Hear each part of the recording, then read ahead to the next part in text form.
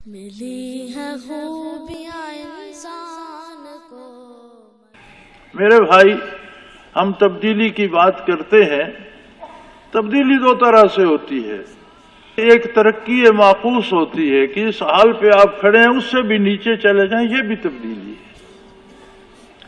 ایک تبدیلی یہ ہوتی ہے کہ جس حال میں ہیں آپ اس سے بہتر حال میں چلے جائیں، یہ بھی تبدیلی ہوتی ہے۔ میری درخواست اتنی سی ہے کہ تبدیلی کی طرف ضرور جائیے، لیکن اللہ کے پیغام کو سمجھ کر مثبت تبدیلی کی طرف اللہ کریم آپ کو لے جائے، جس میں اللہ کی مخلوق کا بھلا ہو، آپ کا بھلا ہو، اس ملک کا بھلا ہو، اور آپ ایک اس ملک کو ایسی روشن مثال بنائیں کہ انسانیت کو اس سے بھلائی نصیب ہو۔ آج تو دنیا گلوبل ولیج بن گئی ہے، اور آج ہم،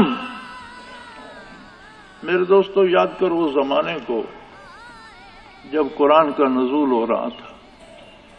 مکہ کی سرزمین تھی، قبائلی راج تھا، سرداروں کی حکومت تھی، بندہ مار دینا یا چھوڑ دینا یہ ان کی مرضی پہ موقوف تھا۔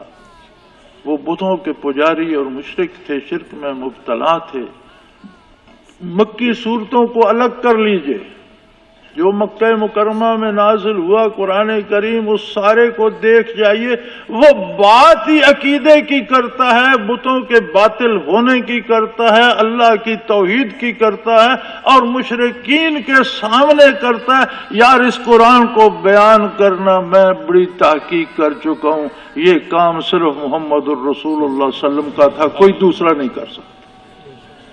مکے کے اس ماحول میں آپ تاریخ میں دیکھیے، اس ماحول کو اور اس منظر کو آنکھوں کے سامنے لائیے، پھر یکا و تنہا دیکھیے اللہ کے رسول کو کہ صرف اللہ کی ذات ان کے ساتھ ہے۔ اس بوڑھے آسمان نے وہ وقت بھی دیکھا ہے کہ جب اس روئے زمین پر صرف ایک بندہ محمد الرسول اللہ صلی اللہ علیہ وسلم اللہ کا نام لے رہا ہے، پھر آپ کے ساتھ ایک سے دو، دو سے چار، دو سے چار سے 10، اور اس عہد میں پھر حضور صلی اللہ علیہ وسلم نے 23 برس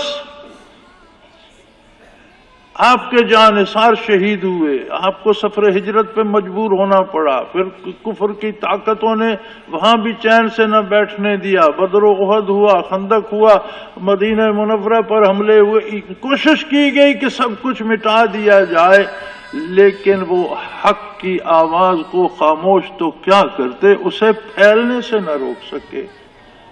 اور 23 برس مسلسل نبی کریم صلی اللہ علیہ وسلم نے اس کا ایک ایک لفظ عام آدمی تک پہنچانے کے لیے وہ مصیبتیں اٹھائیں جن کو آپ سن کر برداشت بھی نہ کر پائے۔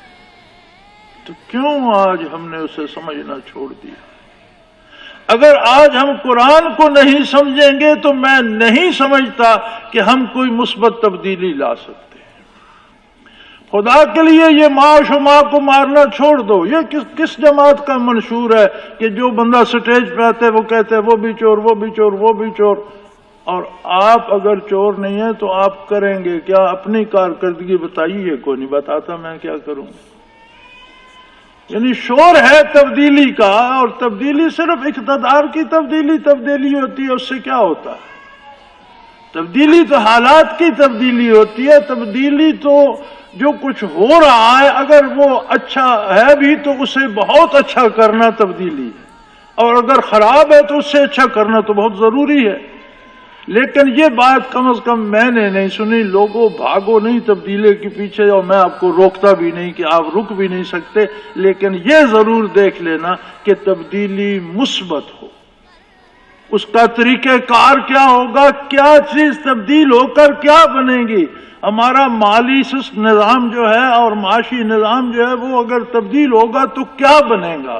ہمارا تعلیمی نظام کیسے تبدیل ہوگا، وہ کیا بنے گا۔ ہمارا عدالتی نظام 65 برسوں میں تبدیل نہیں ہو سکا۔ انگریز نے بنایا تھا ایک لینتھی پروسیجر کہ بندہ عدالتوں میں چل چل کر مر جائے، آپ ایک دیوانی مقدمہ دائر کر دیں، تیسری نسل میں جا کر فیصلہ ہوتا ہے۔ یار، آج تک ہم اس کی اصلاح نہیں کر سکے۔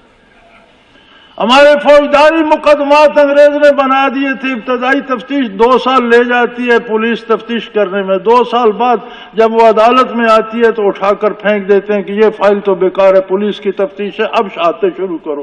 بھئی بیکار ہے تو کرتے کیوں ہو؟ کوئی نہیں پوچھنے والا۔ 2 سال کس بات پہ ضائع کر دیے؟ وہ بیکار ہے تو کیوں کرتے ہو؟ اللہ قائم رکھے ان ممالک کو جن میں یہ نصاب شریعت کے مطابق ہے۔ میں نے عرب میں دیکھا ہے، وہاں قتل ہو جائے تو مجسٹریٹ موقع پہ جاتا ہے، موقع کے لوگوں کو اکٹھا کر کے شہادتیں لے لیتا ہے، مہینے 1.5 میں فیصلہ ہو جاتا ہے، کوئی لنتی پروسیجر نہیں ہے، 1.5 مہینہ ملتا ہے اپیل کے لیے، اس کے بعد اس سزا پہ عمل درآمد بھی ہو جاتا ہے۔ ہم کیوں نہیں کر سکتے؟ شاید ہم اس لیے نہیں کر سکتے کہ ہم اپنے آپ سے آشنا نہیں ہیں، اور ہمارا تعارف ہے کیا؟ ہمارا تعارف اللہ کا قرآن ہے۔